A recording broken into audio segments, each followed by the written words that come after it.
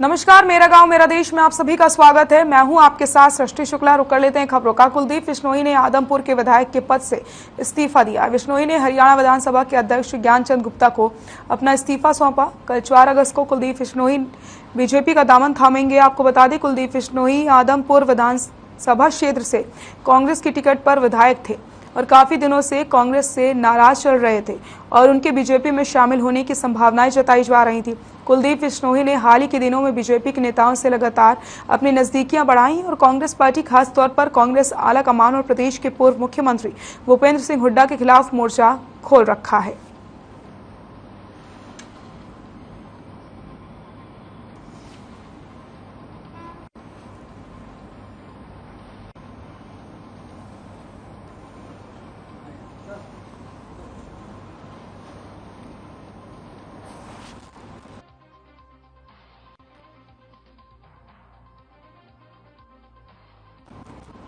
कुलदीप बिश्नोई ने विधायक पद से इस्तीफा दे दिया है और विधानसभा स्पीकर ज्ञानचंद गुप्ता को अपना इस्तीफा सौंपा।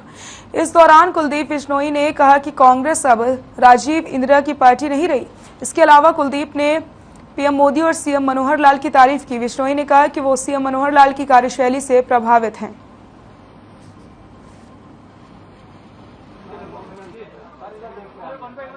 लेकिन मैं जो जन भावना थी, जो मेरे कार्यकर्ता हरियाणा और राजस्थान के थे, उनकी भावना थी और जो मेरी व्यक्तिगत भावना भी थी कि कांग्रेस पार्टी है वो इंदिरा जी और राजीव जी की पार्टी नहीं थी और भारतीय जनता पार्टी जिसको मैं ज्वाइन करने वाला मैं समझता हूँ वो देश हित में सोचती है। नरेंद्र मोदी जी के जो कार्यशैली है, मैं समझता हूं सबसे बेहतरीन प्रधानमंत्रियों में से हो तो गलत नहीं होगा।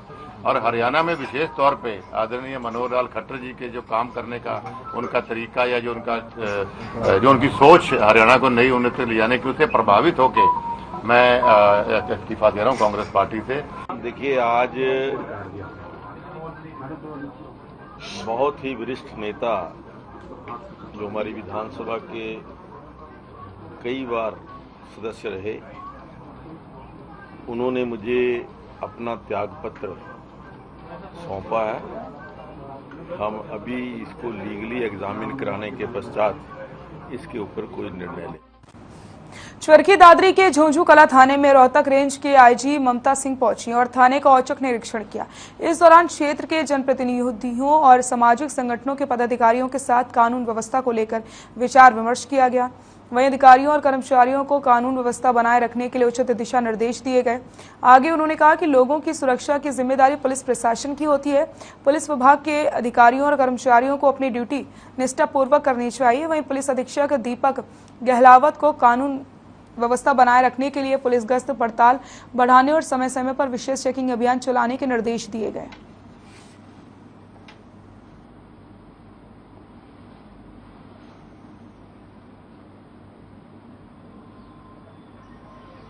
दादरी आने का मकसद तो हमारी दादरी जिला पुलिस के लिए पुलिस लाइन के लिए एक जगह निर्धारित करना था। तो 2-3 प्रपोजल आए हुए थे, उनको देखने के ही उद्देश्य से मैं आज दादरी आई थी। साथ ही झुंझुनू कला थाने में एक अनौपचारिक निरीक्षण किया गया कि यहाँ की व्यवस्था कैसी है, रहने की, मुलाजिमों की, और जो प्रणाली यहाँ पर थाने में सही चल रही है या नहीं चल रही है। काफ़ी संतोषजनक व्यवस्था पाई गई। भिवानी में एक और भवन निर्माण कामगार यूनियन की तरफ से जिला स्तरीय रोष प्रदर्शन किया गया। साथ ही अपनी मांग और मुद्दों को लेकर सरकार के प्रति रोष जताया। इस दौरान भारी संख्या में एटक यूनियन संगठन लघु सचिवालय के सामने इकट्ठे हुए और उपायुक्त के माध्यम से सीएम के नाम मांगों का ज्ञापन पत्र दिया। वहीं प्रदर्शन कर रहे एटक यूनियन के प्रधान बलदेव घनघस और भवन निर्माण जिला प्रधान कामरेड फूल ने बताया कि दाल, चावल, आटा पर जीएसटी लगाकर सरकार मजदूरों का गला घोटने का काम कर रही है। उन्होंने बताया कि मनरेगा, कन्यादान, सिलाई का पैसा, रिटायर्ड कर्मचारियों की 2004 में पुरानी पेंशन नीति, विधवा पेंशन का मामला, इस तरह की कई मांग हैं और मुद्दे हैं जिसको लेकर प्रदर्शन किया गया है।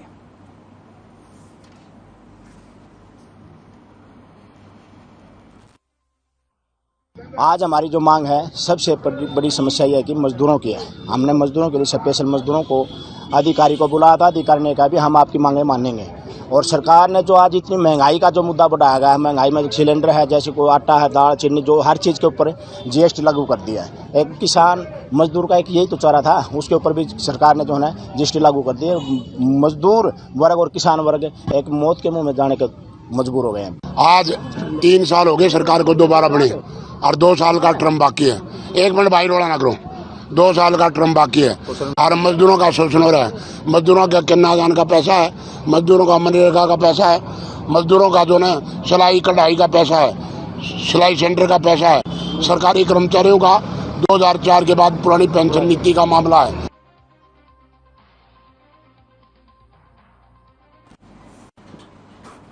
उपायुक्त झज्जर ने बहादुरगढ़ के सैनिक रेस्ट हाउस में नजदीक स्थित शहीद स्मारक का जायजा लिया और अधिकारियों को दिशा निर्देश दिए। उपायुक्त शक्ति सिंह ने कहा कि जल्द ही इस शहीद स्मारक पर शहीदों के नाम अंकित किए जाएंगे और सुरक्षा की दृष्टि को देखते हुए इस स्मारक में एक गेट लगाया जाएगा। साथ ही गश्त भी बढ़ाई जाएगी ताकि किसी भी तरीके की कोई अनैतिक वारदात यहां पर ना हो सके। उन्होंने कहा कि जिला प्रशासन शहीदों का पूरा मान सम्मान करती है और किसी भी तरीके का अपमान शहीदों के साथ सहन नहीं किया जाएगा।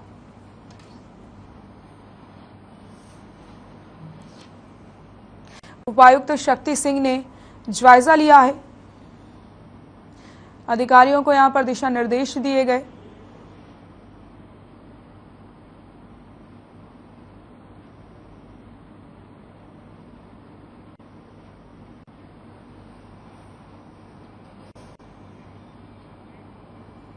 खबर हिसार से है, जहां deputy civil surgeon doctor Subhash Khatreja ने बताया कि बुधवार को जिले में कोरोना संक्रमण के 62 नए मामले सामने आए। जिले में एक्टिव केसों की संख्या बढ़कर 128 और रिकवरी रेट घटकर 97.92% हो गई।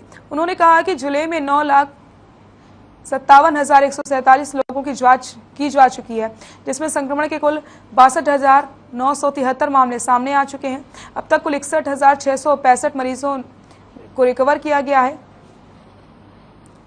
कोविड-19 की पहली लहर में 327, दूसरी लहर में 814, जबकि तीसरी लहर में 39 संक्रमित मरीजों की मौत हुई है।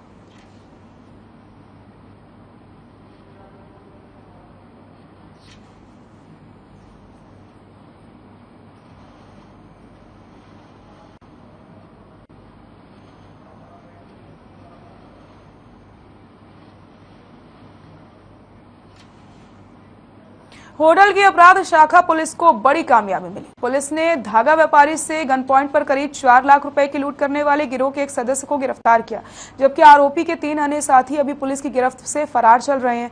पुलिस का कहना है कि जल्द ही उन्हें भी गिरफ्तार कर लिया जाएगा।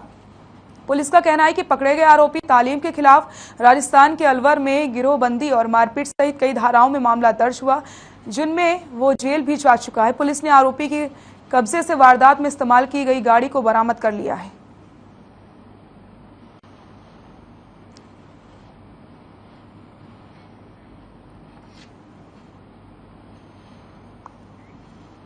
गुरुग्राम में 30 साल से फरार हत्या और डकैती का आरोपी कानून की गिरफ्त में आया है। क्राइम ब्रांच ने हत्या आरोपी पुत्तीलाल उर्फ विक्रमजीत को यूपी के जनकपुरी से गिरफ्तार कर मामले का खुलासा किया। आपको बता दें, 1992 में पैरोल पर आने के बाद से ही आरोपी पुत्तीलाल फरार था। दरअसल पुत्तीलाल 1989 में पटौदी थाना क्षेत्र के साथियों के संग मिलकर डकैती के बाद हत्या मामले में गिरफ्तार हुआ था।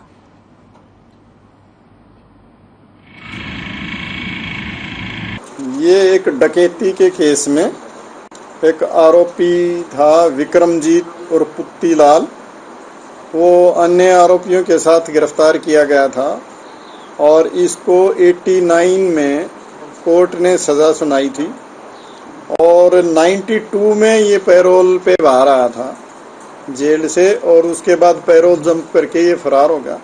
और जब से अब तक पुलिस लगातार इसकी अदालत के आदेश पे ढूंढने का प्रयास कर रही थी, लेकिन ये आज तक मिल नहीं पाया था। अब हमारी क्राइम टीम फरूखनगर ने बड़ी मेहनत से काम करते हुए इस आदमी को गिरफ्तार करने में यूपी से जनकपुरी से इसको गिरफ्तार करने में कामयाबी हासिल की। अंबाला में 11 गौशाला के प्रधानों ने उपायुक्त कार्यालय में प्रदर्शन करके उपायुक्तों को ज्ञापन सौंपा और गायों की देखरेख के लिए प्रतिदिन 50 रुपए देने की मांग की, जिससे सड़कों पर घूम रही गायों से लोगों को निजात मिल सके। गौशाला के प्रधान ने मीडिया से बातचीत करते हुए बताया कि इन दिनों गायों के लिए चारे का संकट पनप रहा है और आने वाले समय में ये संकट बढ़ सकता है, जिसके लिए वो सरकार से मांग कर रहे हैं कि हर रोज का 50 रुपए गाय की देखरेख के लिए दिया जाए। अगर सरकार ऐसा करती है तो जो भी गाय सड़कों पर घूम रही हैं उन्हें गौशाला में ज्यादा से ज्यादा जगह दी जाएगी।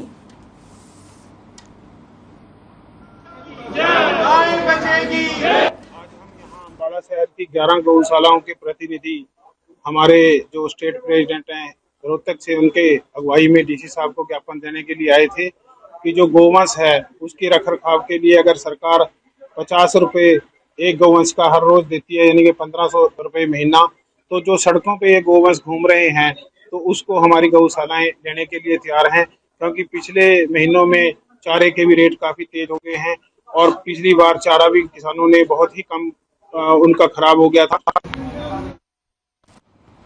अब हरियाणा के सरकारी वाहनों की पहचान उनकी नंबर प्लेट से हो जाएगी। हरियाणा सरकार ने अब सरकारी वाहनों को अलग से वाहन नंबर जारी करने का फैसला लिया है, जिसके बाद अब सरकारी वाहनों को केवल जीवी सीरीज के नंबर जारी किए जाएंगे और सरकार के आदेशों के अनुसार पुराने सभी नंबरों को बदला जाएगा।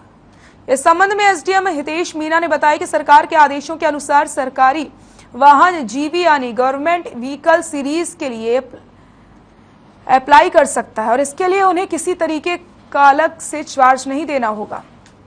अंबाला शहर में करीब 8 सरकारी नंबर जीवी सीरीज ले चुके हैं। उन्होंने बताया कि इससे छोटे नंबर जारी नहीं किए जाएंगे और 4 अंकों का नंबर होगा।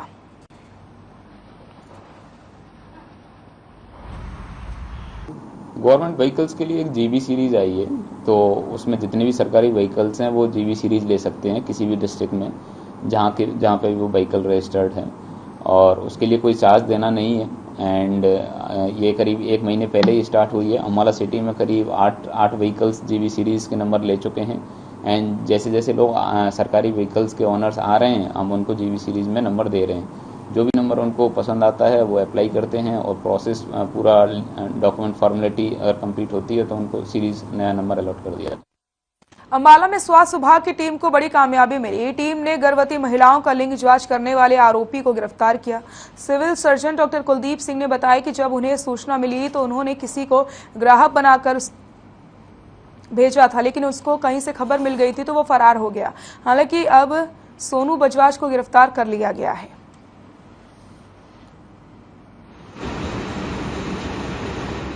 देखिए, हमारे को लगातार सूचना मिल रही थी कि यहाँ से लोग बाहर ले जाके लिंग जांच करवा रहे हैं।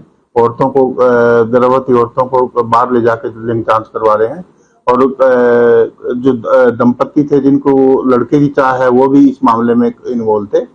तो हमने अपना एक शैडो वो बना के, ग्राहक बना के,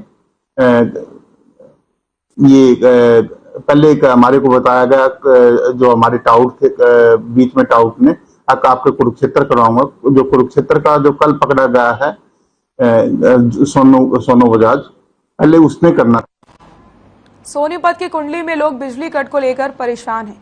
इसी के चलते लोगों ने बिजली विभाग के पावर हाउस पर ताला जड़ दिया। लोगों का कहना है कि समस्या के चलते ताला लगाया गया है और विभाग के अधिकारी बिना प्रोटेस्ट और ताला जड़े काम नहीं करते। वह घरेलू महिला का कहना है कि 3 सप्ताह से लाइट की दिक्कत चल रही है और समस्या को कई बार अवगत कराया जा चुका है, लेकिन समाधान आज तक नहीं हुआ है। एसडीओ ने दावा किया है कि अगले 2 से 3 दिन में अतिरिक्त ट्रांसफार्मर लगाकर लोगों की समस्या का निदान किया जाएगा और लोड की समस्या को कम किया जाएगा।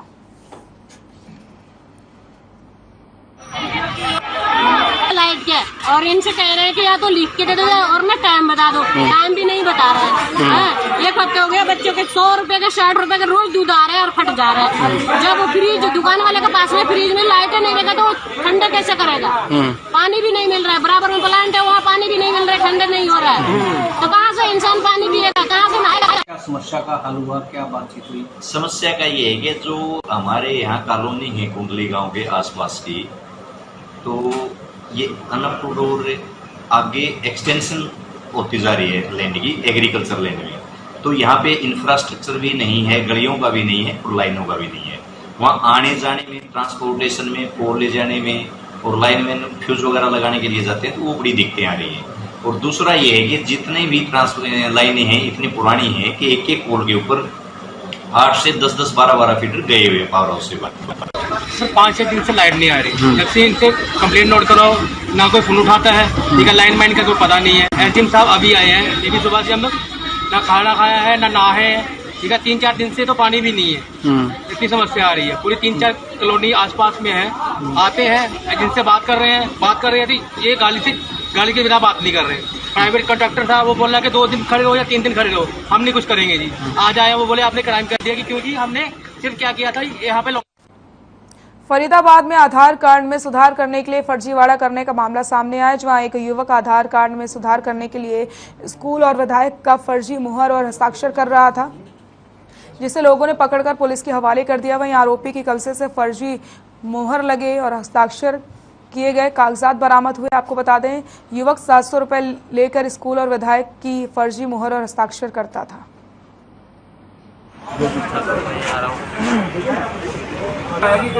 फ्रॉड डॉक्यूमेंट से तो साइन कर रहा था, कोई फर्जी मोहर लगा रखी। ठीक है, शिकायत दी है इन्होंने? आदमी है लोग अभी कंप्लेंट साफ बुलाया। कितने आदमी बताए जा रहे हैं? फिलहाल तो भी एक ही। ठीक, काउंटर पे दिए, काउंटर वाले ने इसको दे दिए और वो कहने लगा ये मोहर नहीं चलेगी तेरे प्रधान की, हम लगा के लाएंगे। ये गया दूसरा फार्म लिखा 700 रुपए लिए इसने और फार्म में फोन मार के इन्हें दे दिया। कौन से? मुझे 3 घंटे हो गए, मगर थोड़ी देर करा, उसके बाद उसने फाड़ के फेंक दिया। जिस बंदे की तरफ इन्होंने इशारा किया कि ये बंदा मोहर लगा रहा है, एक कागज फेंका, वो कागज देखा तो उसमें उसी स्कूल की मोहर लगी हुई थी। फिर इसने 5 मिनट बाद भागने की कोशिश की, जो एप्लीकेंट था और मैंने दोनों ने पकड़ा इसे। भागते भागते इसे यहाँ लेके आए हम। उसके बाद एक पब्लिक में से किसी ने बताया कि इन्होंने एक कागज और फेंका है, उस कागज पे विधायक की मोहर लगी हुई थी। अब ये कह रहे हैं कि ये हमारे कागज नहीं है, जब 2 कागज हमें मिले, दोनों पे मोहर लगी हुई है और ये प्रतीत होता है कि ये जेन्युइन का। गुरुग्राम पुलिस को बड़ी कामयाबी हाथ लगी, जहां पुलिस ने 2 ऐसे शातिर अपराधियों को गिरफ्तार किया जिन्होंने एटीएम पिन न बताने पर एक टैक्सी ड्राइवर की निर्मम हत्या कर दी और शव को जंगल में फेंककर फरार हो गए थे। वहीं आरोपियों ने पुलिस की पूछताछ में खुलासा किया, उन्होंने टैक्सी ड्राइवर अमरीश को केवल इसलिए हत्या की है कि उसने अपने एटीएम का पिन दोनों ही आरोपियों को गलत बताया था, जिसके बाद आरोपियों ने अमरीश की चाकुओं से गोद कर हत्या कर दी। फिलहाल पुलिस अब ये पूछताछ कर रही है कि वारदात के अलावा आरोपियों ने और कितनी वारदातों को अंजाम दिया है। ने एफआईआर दर्ज करके और उसकी इन्वेस्टिगेशन हमारी क्राइम टीम पालम विहार ने इंस्पेक्टर जोगिंदर के नेतृत्व में काम करते हुए उस गाड़ी का गहनता से निरीक्षण किया गया। गाड़ी में मिर्ची पाउडर और ब्लड के स्टेन्स मिले, जिसके आधार पे और ज़्यादा इसमें उसके बारे में जानकारी हासिल की गई, चालक के बारे में जो गुम था।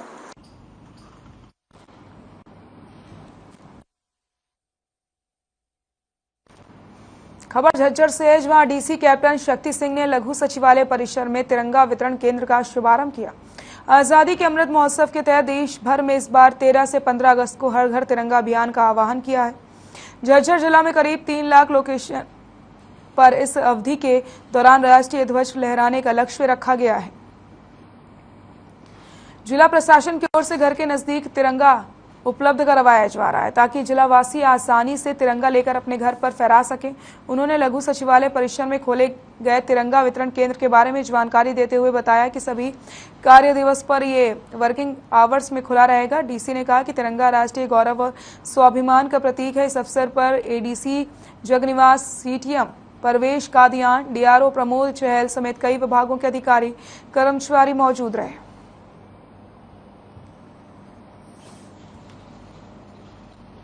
माननीय प्रधानमंत्री जी के आह्वान पर और हरियाणा सरकार के इनिशिएटिव पर इसे दिशा निर्देश से जिला सचिवालय स्तर पर आज ये बेसिकली तिरंगा झंडा उपलब्ध कराने का प्रयास है। तो जो न्यूनतम दर पर हमें झंडे उपलब्ध हो पाए हैं वो हमने यहाँ पर उपलब्ध कराया है और आमजन से अपील भी की है, तो लोगों को तिरंगे के लिए इधर उधर भटकना ना पड़े, कहीं उनको उपलब्धता में कोई कमी न रहे, उस प्रयास में ये आगे तिरंगा बिक्री केंद्र लगाया गया। मेरा गांव मेरा देश में फिलहाल के लिए इतना ही। देखते रहिए हर खबर। नमस्कार।